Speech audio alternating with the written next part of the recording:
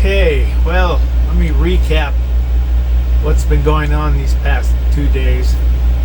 We went to go see the North Grand Canyon Skywalk on a Indian reservation is where it's located.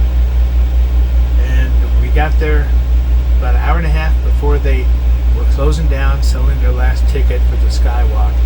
The security guard that you have to stop and go through before you go into the main parking lot where the I guess welcome center is to get your tickets, multiple tickets, to get in and down to see this place.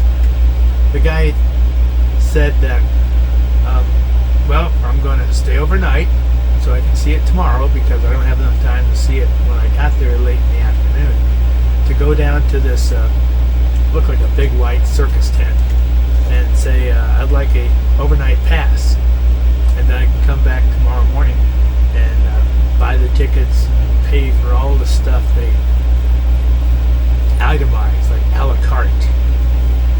So I went in there, went up to the counter and said I was told to come in here and get a free overnight pass. Well, the first guy didn't know what the hell I was talking about, of course. He said, I'll go around the corner to the other desk. So I went around the corner to another desk and asked them. And they said, free? No, you can't park here free overnight. It'll cost you $25. And then you got to go 2 miles backwards and park in some gravel pit. So I go, well, gee, thanks for telling me I got to pay, because the guy out there said I get a free pass because I'm coming back and paying for everything tomorrow. So that's lie number one. And then I went out here, paid my $25, got some kind of parking sticker crap taped to my front windshield so they knew I was legal. I went out there, couldn't find this gravel pit she was talking about. I said, it's a huge gravel pit. There's other RVs out there. I went way the hell out there to where they used to have a, looked like the first time they tried building a welcome center. Huge parking lot, big stone monolith saying welcome to the North Grand Canyon Skywalk Visitor Center. And there was nothing. It's like they built it and then ran out of money or interest. So I couldn't find where this darn place was. They pointed up there and said, go up there and look for it. So I just pulled in here and parked in one of the RV slots or bus slots, whatever it was going to be, and put my sticker up and said, the hell with it. And then another Class A came down, then another person in cars came down and parked with me. And so I figured, okay, that's that. I'll go down and buy the ticket and go see this thing that I came so far out into nowhere land on the reservation to see. Okay, next morning I go down there, follow the cars, go to a different guy who's by the little hut, asking people questions and directing them to go here or there. So I get down here and this new security guard says, well, you got any drugs, firearms, alcohol, or pets? I say, well, I ain't got none of that stuff. I got my dog. Is your dog a service dog? No, she's a pet.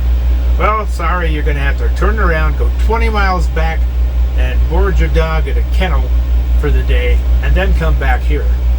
I say, I was never told any of this shit yesterday, and you're just telling me this now? And the guy said, that's it. I say, well, hell with that. You're nickel and diming me to death. You know, I'm being scalped, and I haven't even gotten in the front gate yet. So I said, the hell with this stuff. I'm not paying $200 to go walk on a glass bridge. I can go back home to Seattle and go up to the Space Needle and do the same thing for a third of that or less. So I said, the hell with it. They're nickel and diming me together. I feel like I was getting scalped at every turn. So I just turned around and said, the hell with it. I'm going back to the South Rim. At least those people don't scalp you. So I got fed up with how they're just, it's a big money grab. Even the guy at the gas station outside of that reservation said, yeah, we're getting complaints by a lot of people that go there. They're not RV friendly, they're not pet friendly. They'd rather have you come in on a bus, get out in the masses, pay all this money, nickel and dime you to death, a la carte this, a la carte that, pay for this, pay for that. You got to pay to get in, pay for the bridge walk, you pay for everything, itemized. And I said, screw this, you know. The only thing they're missing is a casino. And I found out talking to this guy out at the gas station outside the reservation that they're talking about putting that in so they can rob you even more. You know, I figured if they were really people friendly, RV friendly, they would have built a kennel on the reservation. They have, geez, half the valley out there is theirs. But I just get all pissed off when I think about it. You know, talk about being scalped. Man, they got that down to a class act out there. And if you've gone out there in your RV with dogs and had a different experience because maybe they changed the rules or somebody didn't go to the meeting or didn't get the memo, you know how it is.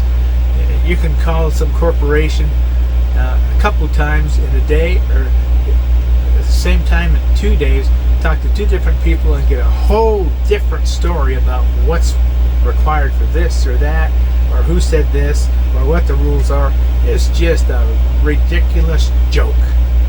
You know, if these people expect to be paid to help people, they better damn well know all the same stuff. And if they don't want you, hell, put a sign up there so I don't waste my time coming out and finding out all this crap then. I didn't read any of this stuff in all their pages and pages of whatever the crap is out there in Cyberland they got on their website. It's like bait and switch, something like that. That's how I felt. I was being let in and then bam, oh sorry, you got to pay this, and you got to take your dog 20 miles backwards to some kennel. Well, the only place I saw that looked like it might have a kennel that I wouldn't put my dog in life or death was some kind of 50s style western town or some kind of other money grabbing place. Tell you, if you don't go out there on the bus, save your money, skip them, you know, unless you want to be scalped or enjoy a nice scalp. This is a military haircut, it's not a scalp. But yeah, I said the hell with it. I turned around and said, screw it, I'm not paying more money to continually get scalped at this place just to go walk on a bridge with a glass bottom that sticks out over the Grand Canyon, that you can't take your backpacks, you can't take your cell phone, you can't take anything out there because they're scared to death you're going to scratch the glass, or you're going to be stupid enough to throw it over and let it drop 4,000 feet down. But they do have a so-so photographer to take your picture out there and sell that to you. Talk about a scam.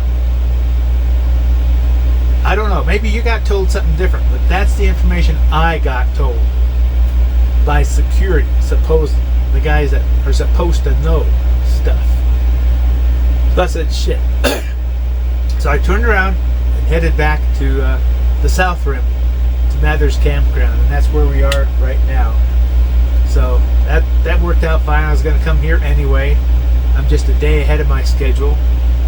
But yeah, I can dump my tanks tomorrow. I can fill up my fresh water, take another nice hot shower, since I'm familiar with this area. And then I'm going to take off and go around the Grand Canyon to the North Rim. And then I'm going to be working my way eventually up north towards Idaho. So, I guess let this be a warning to you. If you're out there in an RV and you have pets, hell, they'll probably start charging you, if you got more than 2 kids, extra entrance fees. It's like, I've never been to such a money grabbing organization in my life in all my travels. So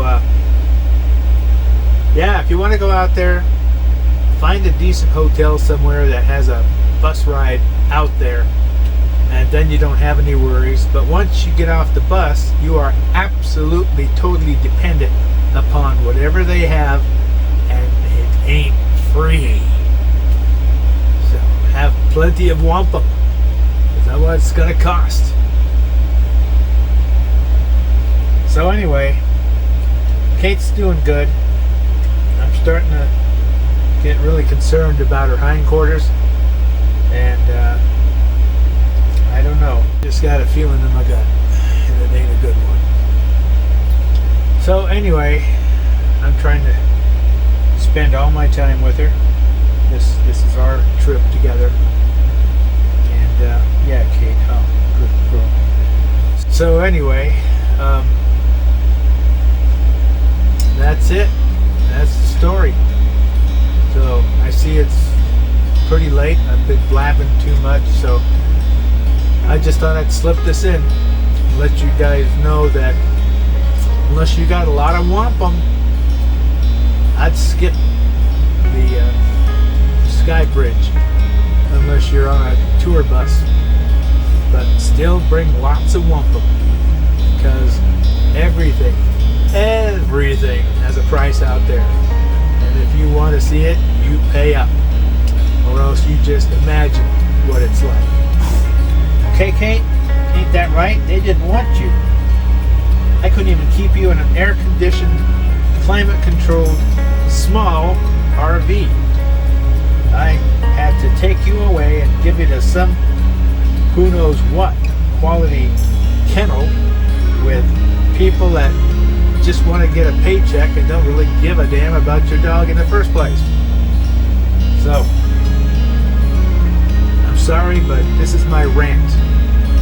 And I believe you guys would feel the same if you felt you were being scalped and taken advantage of and lied to, and nobody you talked to really knew shit. They didn't know the same thing. They couldn't tell you the same thing. They had to ask questions, and even those people they asked questions to didn't know what to say. It's just like, give me your money and get out of here. I'm sorry. I hope you guys have enjoyed my videos up to this point. Take heed. The Northern Grand Canyon Skywalk is a ripoff. You better have a lot of wampum to pay your entire family's way. Because, man, if you've never been scalped before, you'll get scalped there. So as always, Kate and I wish you guys all happy trails, woof woof, and guard your wallet.